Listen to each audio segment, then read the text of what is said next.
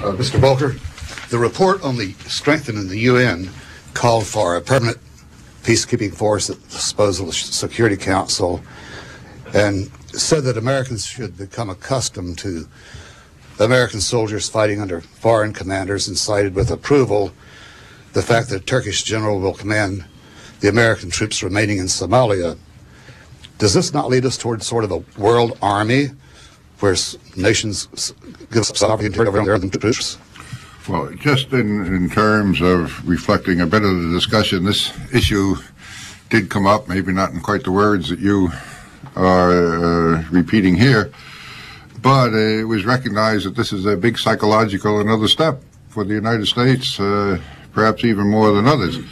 And it's one thing perhaps doing it on a small scale, and another thing thinking down the road of doing it on a much bigger scale, which probably isn't feasible psychologically or politically at the moment.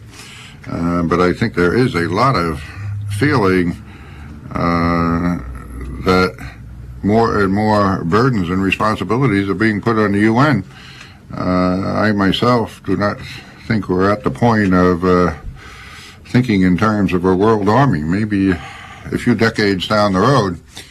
I personally got involved in some study of UN financing recently, and which intersected very much with the report to the Trilateral Commission.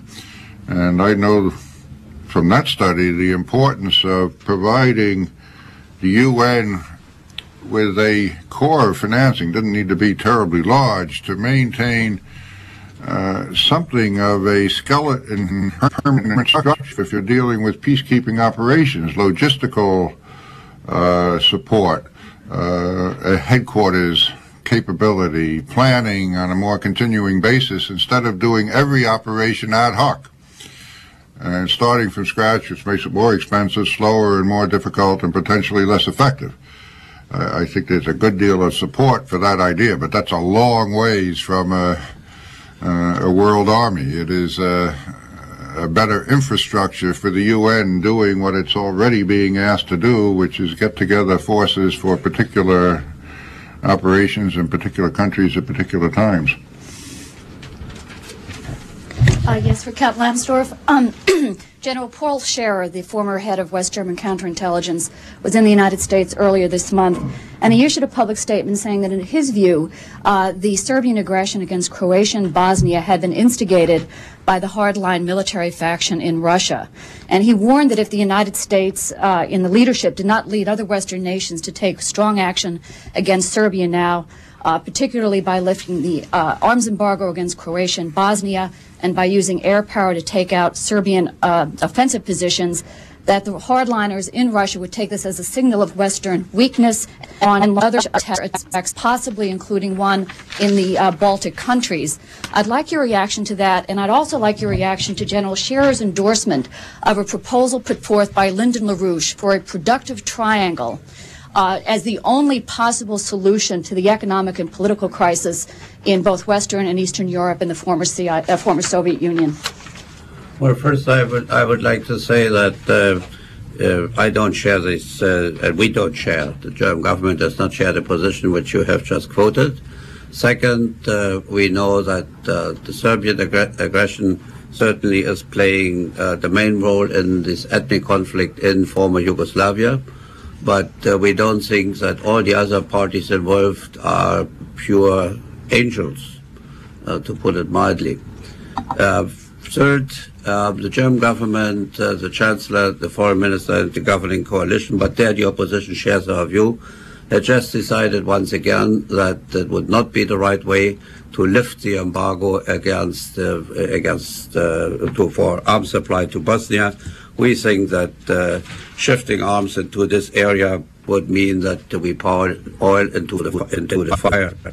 And finally, since I said at the very beginning that I do not share the opinion of the German gentleman you quoted, I would like to add and to confirm that I do not share and have never shared the opinion of Mr. Lyndon LaRouche.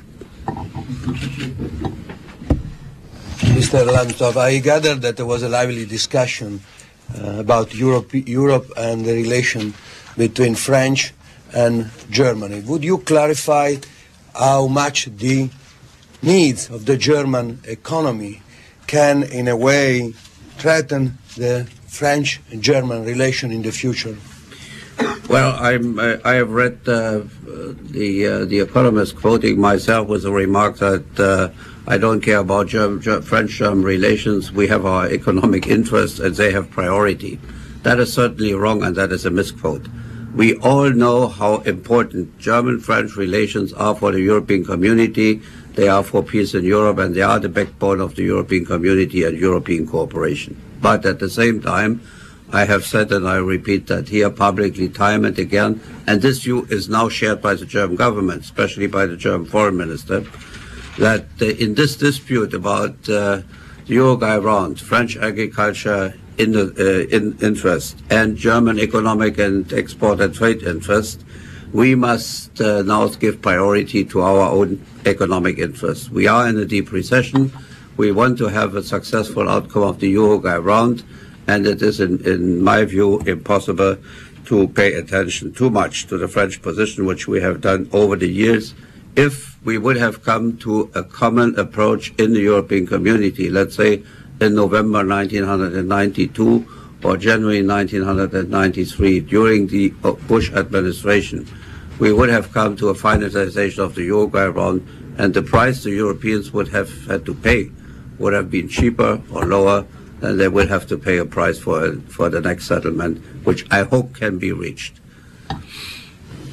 Mr. Volker, the G7 meeting, one of the main agenda items will be emergency aid to Russia.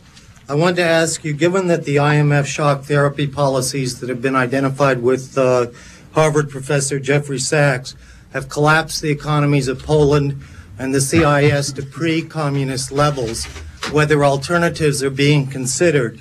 In particular, I'd like to know if there's been any discussion of some combination of debt relief and new credit facilities for building major new infrastructure, modern rail, energy sources, as well as conversion of antiquated industry.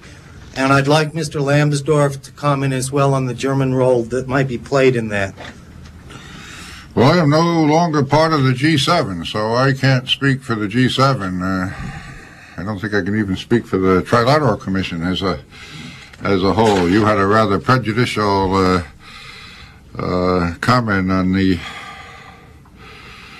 work of some American advisors anyway in various locations. I think those statements are somewhat controversial, but I am sure that debt relief is on the schedule of official discussions. It's been on the schedule. Nothing definitive has been done for reasons I don't fully understand for the past couple of years.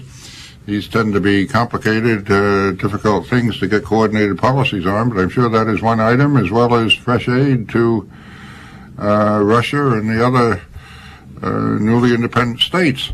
I would simply make one comment in that respect. There is both a supply and not quite demand, but use question here. To what extent can outside assistance be effective? How much can be used, in what sectors, with what efficiency?